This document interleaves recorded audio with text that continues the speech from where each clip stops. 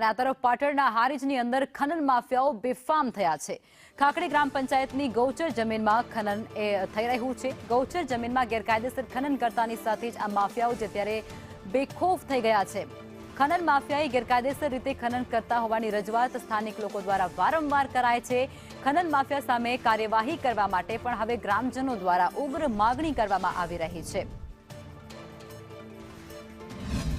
પંચાયતની ગૌચરની જે જમીન છે ત્યાં જે આંકડામાં ના આંકી શકાય એટલું જીસીબી અને ડમ્પર દ્વારા કોઈપણની પરવાનગી વગર અહીંયા ખોદકામ માટીનું ચોરી કરીને ખોદકામ કરવામાં આવ્યું છે અને જે અંગેનું અમે હારીજ મામલતદાર સાહેબ તેમજ ટીડીઓ સાહેબને આવેદનપત્ર પણ આપ્યું છે અને અમારી માગ એવી છે કે અહીંયા તાત્કાલિક પંચનામું થાય અને જેમણે આ માટીની ચોરી કરી છે તેમની વિરુદ્ધમાં કાયદેસરની કાર્યવાહી થાય।